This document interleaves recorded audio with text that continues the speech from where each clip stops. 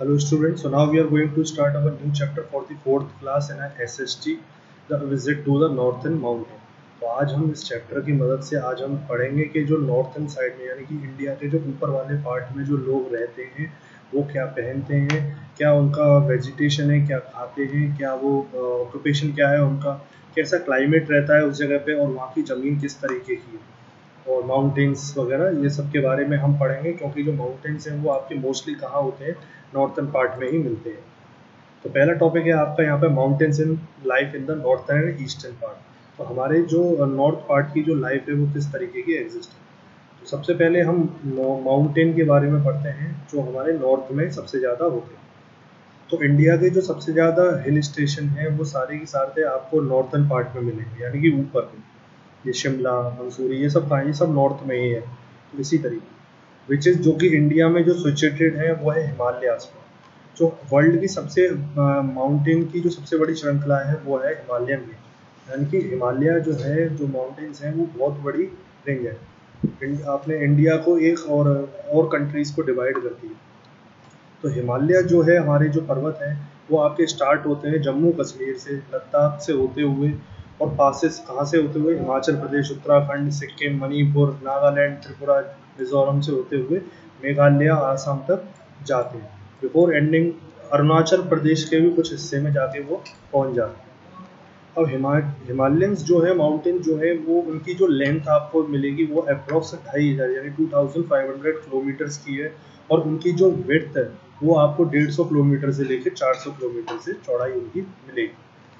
जिस तरीके से आप यहाँ पे इंडिया के मैप में देख रहे हो, जो ऑरेंज कलर का जो पोर्शन आपको यहाँ दिख रहा है वो पूरा का पूरा आपका माउंटेन्स यानी कि हिमालयन माउंटेन से कवर है। जो इंडिया के पार्ट्स हैं और जो ये बाहर का है ये दूसरे कंट्रीज यहाँ पर ऑक्यूपाई करते हैं।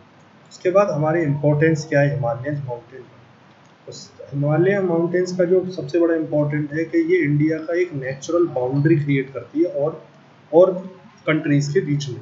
यानी कि और कंट्रीज़ क्या होती है, जब बाउंड्री बनती है तो वहाँ पर बीच में या तो वायरिंग लगाई जाती है, जैसे इंडिया और पाकिस्तान की है तो वहाँ पे क्या है वायरिंग लगाई गई है, ठीक है, तार बिछे हुए हैं, तब पता चलता है कि ये इंडिया का पोर्शन है और ये पाकिस्तान का है। लेकिन जैसे अब हमारे इंडिया में तो इंडिया और नेपाल है, चाइना है, तो ये नॉर्थ की ये एक ऐसी बाउंड्री है, ये नेचुरली क्रिएट की गई है। उसके बाद हमारे जो हिमालयन माउंटेन है ये हमें जो विंड चलती है, जो सूखी जो हवा चलती है, ठंड चलती है, उसको भी हमें बचाती है उससे। जो हवा जो कहाँ से चलती है आपकी सेंट्रल एशिया से जो चलती है उसको ये ब्लॉक करती है। उसके बाद जो हमारे नॉर्थन प्लेन में हैवी रेनफॉल ना हो तो वो उसको भी ये प्रोटेक्ट करता है, नहीं तो यहाँ पर बाढ़ आने की संभावना बढ़ जाएगी। हमारे जो लोकल नीचे जो यूपी हो गया, राजस्थान है, ये सारे प्लेन है, यहाँ पर बाढ़ आने की संभावना ज़्यादा बढ़ जाएंगी अगर रेनफॉल वहाँ पर ना रुकी तो। उसके बाद हिमालयन में जो जंगल वगैरह हैं, जो फॉरेस्ट हैं, बहुत ही घने हैं, तो उन जंगलों से हमें मेडिसिन मिलती है, वुड्स लकड़ी मिलती है और अदर यूजफुल प्रोडक्ट्स मिलते हैं जो कि हिमालय के इलाके से मिलते हैं। उसके बाद जो हमारे पानी का जो स्रोत है, जो पानी हमें मिलता है फ्रेश वाटर अपने इंडिया में, वो हमारी सारी जो रिवर जो है वो जो ओरिजिनेट हुई हैं, जो कि हमारी खेतों में सिंचाई करने के लिए, इरिगेशन करने के लिए, वो सारी हमारी हिमालय से ही ओरिजिन हुई है। उसके बाद हमारी हिमालयन की जो रिवर है उसका पानी को हम रोक लेते हैं और डैमों वगैरह में, और उनसे हम लोग क्या जनरेट करते हैं, इलेक्ट्रिसिटी भी जनरेट होती है। तो इस तरीके से हमारी कुछ इंपॉर्टेंट्स है हिमालय। अब हिमालयन रेंज को 3 पार्ट में डिवाइड कर दिया। अब एक साथ पूरे हिमालयन के पहाड़ों को पढ़ना तो पॉसिबल नहीं है, इसलिए उनको 3 कैटेगरी में डिवाइड कर दिया, जैसे ग्रेटर हिमालय, मिडिल हिमालय और आउटर हिमालय। ग्रेटर हिमालय को हिमद्री रेंज के नाम से जानते हैं, मिडिल को हिमाचल और आउटर को शिवालिका रेंज के नाम से जानते हैं। इसी की कैटेगरी को हम तीनों पार्ट में डिटेल में पढ़ते हैं। सबसे पहला हमारा ग्रेटर हिमालय, ये हमारी सबसे मतलब तीनों जो रेंज आप देख रहे हो हिमालय की, उन सब में सबसे बड़ा यही है ग्रेटर हिमालय। ये इसका जो पूरा पार्ट है जो हिमालय का, वो पूरा का पूरा स्नो से कवर रहता है थ्रू आउट पूरी साल, ठीक है। जो एवरेस्ट जो है, माउंट एवरेस्ट, वो भी यहीं पर आपका सबसे बड़ा जो पीक है पूरे वर्ल्ड का, जो हाईएस्ट, जो कि इसकी जो लंबाई है वो 8848 मीटर है अप्रोक्स, वो आपके यहीं मिलती है, माउंट एवरेस्ट। वो भी आपकी ग्रेटर हिमालय में ही होती है, पूरी साल स्नो से कवर रहती है, ठीक है। और जो हमारी मेन रिवर है जैसे सतलज, इंदस, गंगा, यमुना, ब्रह्मपुत्र, ये सारी की सारी इसी रेंज में से निकलती है। और हमारी रिवरें बनती कैसी हैं, जो उसके ऊपर जो बर्फ़ जम जाती है उनको ग्लेशियर कहते हैं। तो ग्लेशियर पिघल कर वो रिवर के फॉर्म में नीचे आ जाती है। उसके बाद आता है हमारा मिडिल हिमालय, जिसको हम हिमाचल रेंज के नाम से भी जानते हैं। सबसे पहले मैं आपको एक मतलब कुछ जगहों के नेम बताता हूँ, जिससे आप कुछ आइडेंटिफाई कर पाओगे कि इन रेंज ये कहाँ पर है। जैसे आपका शिमला, कुल्लू मनाली, मंसूरी, दार्जिलिंग, ये सारी इस रेंज के अंदर होती है, ठीक है, ये सारी।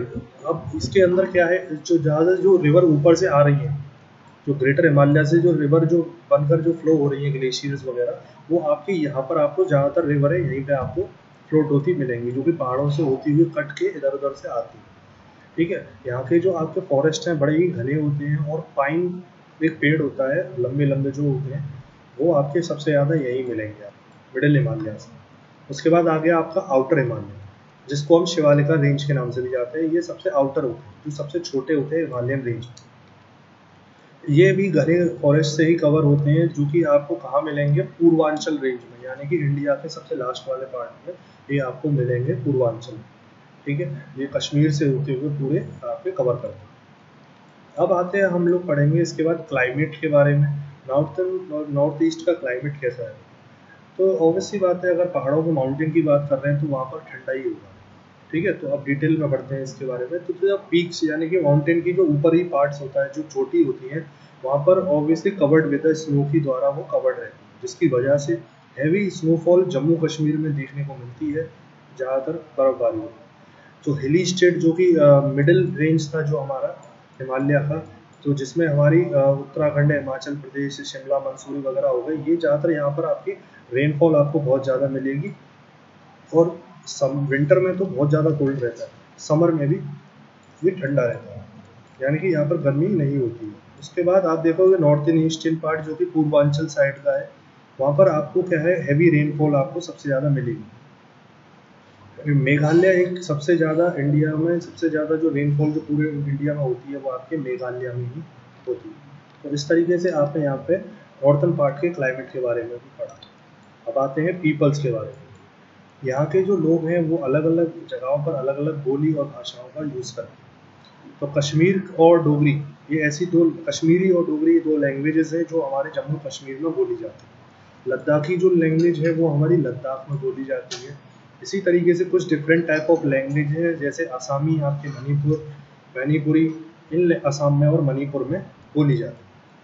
अब आते हैं ड्रेसेस के ऊपर। यहाँ के लोगों के जो ड्रेसेस जो पहनने का जो पहनावा है वो भी कैसा है, सलवार कमीज, घाघरा, लहंगा चोली, साड़ी।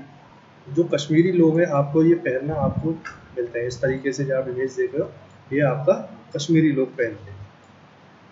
अब आते हैं हमारे नागालैंड के कुछ लोग। नागालैंड के जो आपके जो लोग मिलेंगे वो आपके पूरी तरीके से शॉल वगैरह में हमेशा मिलते हैं, मैन हो चाहे वुमेन, सबके पास शॉल मिलते हैं नागालैंड। और अलग अलग समुदाय के जो लोग होते हैं, जैसे नागालैंड में एक कैटेगरी अलग रहती है, कुछ परिवार के अलग लोग हैं, कुछ अलग लोग हैं परिवार के। तो हर एक परिवार के पास एक शॉल एक ऐसी होती है जो उनके ट्राइब्स को अलग जस्टिफाई करती है, यानी कि मैं स्कूल वाले हैं वो अलग, सबके सिंबल्स अलग अलग होते हैं। तो उनकी जो कपड़े का जो पहनने का स्टाइल है, उन्हीं को देख के ये आइडेंटिफाई किया जा सकता है कि ये जो बंदा है वो इस फैमिली का है या इस फैमिली का। उसके बाद आते हैं मेन ऑक्यूपेशन के ऊपर, यानी कि यहाँ के लोग ज़्यादातर क्या करते हैं। यानी यहाँ के ज़्यादातर लोग जो है एग्रीकल्चर, खेती बाड़ी करते हैं, आपके एनिमल रियर करते हैं, जो जानवर होते हैं उन्हें चराते हैं। कपड़े वगैरह सिलने का इनका काम है, हैंडीक्राफ्ट यानी कि क्राफ्ट का सामान बनाते हैं, वुड वर्क लकड़ी का काम करते हैं, और पेंटिंग वगैरह यहाँ पे लोग करते हैं, जिसका जो माल बनाने के बाद वो लोग सिटी में जाके बेचते हैं। ऑक्यूपेशन ऑफ पीपल में आप देख सकते हो, यहाँ पे देखिए ये सब लोग क्या देख रहे हो, यही है आपका ऑक्यूपेशन ऑफ पीपल। अब आते हैं वेजिटेशन। तो माउंटेन्स पे नॉर्थन इंडिया में जो है बड़े ही थिक फॉरेस्ट से कवर होता है, जो कि मैंने पहले ही बताया था, पाइन, बैम्बू जैसे पेड़ और लंबे लंबे पेड़ आपको मिलेंगे।